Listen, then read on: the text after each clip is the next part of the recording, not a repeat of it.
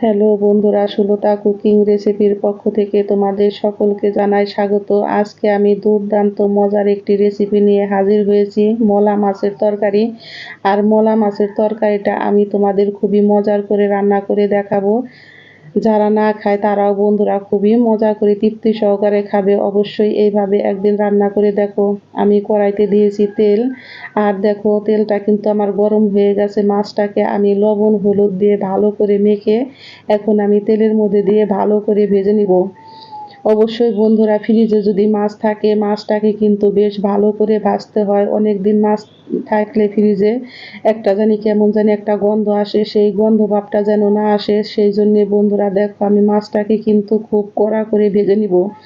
আর বন্ধুরা, তোমরা সকলেই জানো কিছুদিন আগে যে পরিমাণ বৃষ্টি হয়েছে, 2-3 দিন কারেন্ট ছিল না আমাদের এই জায়গাতে। মাছের অবস্থা দেখো কেমন অবস্থা হয়ে গেছে। সেই জন্য আমি মাছগুলোকে কিন্তু বেশ ভালো করে কড়া করে ভেজে নিয়েছি। আর কড়াইতে আবারও অল্প পরিমাণে একটু তেল দিয়েছি আমি অল্প পরিমাণে একটু গোটা জিরে, আর দিয়ে দেব আমি অল্প পরিমাণে একটু ছোট রাঁধুনি। এই রাঁধুনিটা দিলে বন্ধুরা তরকারির ফ্লেভারটা আসে অন্যরকম, আর খেতে হয় অসাধারণ মজার। আমার ফোড়নটা কিন্তু রেডি হয়ে গেছে। এখন আমি দিয়ে দিব বেশ কিছুটা পরিমাণে পেঁয়াজ কুচি, আর পেঁয়াজটাকে আমি একটু বেশ ভালো করেই ভেজে নিব। আমার এই রান্নার রেসিপি যদি তোমাদের ভালো লেগে থাকে একটা লাইক করবে, কমেন্ট করবে, শেয়ার করবে, এবং যারা আমার নতুন বন্ধু আছো তারা আমাকে একটা সাবস্ক্রাইব করতে ভুলবে না। আমার নতুন এবং পুরাতন সকল বন্ধুকে জানাই আমি অসংখ্য অসংখ্য ধন্যবাদ। দেখো আমি এখানে দিয়েছি 4 থেকে 5টা কাঁচামরিচ।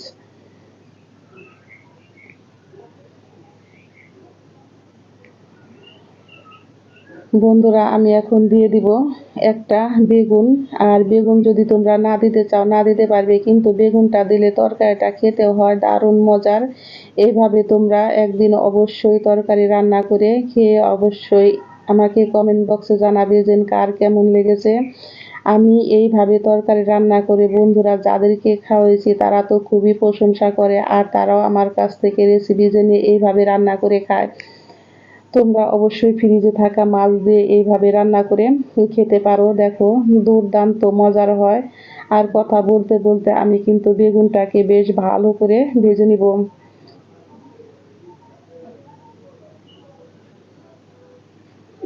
আমি কিন্তু এখনো কোনো মশলা ব্যবহার করি নেই বন্ধুরা।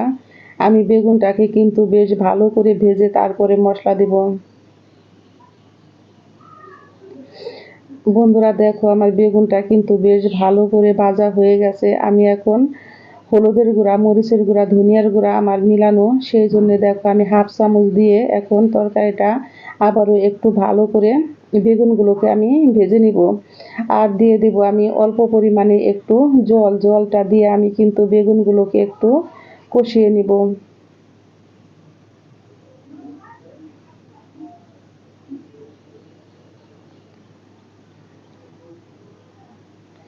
আর চুলার আঁচটাকে তোমরা কিন্তু মিডিয়াম টু লো করে রাখবে, তারপরে রান্না করবে বন্ধুরা। হাই হিটে রান্না করবে না, তাহলে দেখবে বেগুনগুলো পুড়ে যাবে। সেই জন্যে মিডিয়াম টু লোতে তোমরা তরকারিটা রান্না করবে। আমি এখন দিয়ে দিব ভেজে রাখা মাছগুলো। আর ভেজে রাখা মাছগুলো দিয়ে দেখো বন্ধুরা আমি কিন্তু বেগুনের সাথে আবার একটু ভালো করে আমি ভেজে নিব। আর বন্ধুরা, আমি তোমাদের যেভাবে দেখাচ্ছি তোমরা যদি এইভাবে রান্না করে খাও বন্ধুরা, আমি তোমাদের কথা দিচ্ছি তরকারিটা যদি একবার রান্না করে খাও তোমরা, এইভাবে তোমরা বারবার রান্না করে খেতে চাইবে। তরকারিটা খেতে হয় অসাধারণ মজার। আর বন্ধুরা জানো আজকে আমার বাসায় কিন্তু সব তরকারি রেখে কিন্তু এই তরকারি দিয়েই কিন্তু আমার ছেলে আমার বর ভাত খেয়েছে। আর এই তরকারিটা খেতে হয় দুর্দান্ত মজার।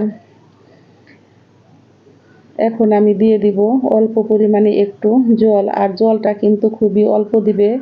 বন্ধুরা দেখো তোমরা কিন্তু দেখে অবশ্যই বুঝতে পেরেছো যে আমি কতটুকু পরিমাণে জল দিয়েছি। আর আমি কিন্তু ঝোল রাখবই না।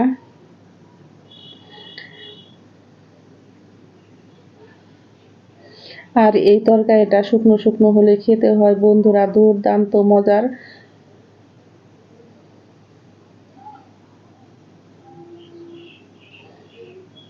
দেখো আমার তরকারিটা কিন্তু রেডি হয়ে গেছে। এখন আমি দিয়ে দিব অল্প পরিমাণে একটু ধনিয়া পাতা কুচি। আর তোমাদের কাছে যদি ধনিয়া পাতা না থাকে বন্ধুরা, তোমরা একটু জিরার গুঁড়ো দিয়ে নামিয়ে নিবে।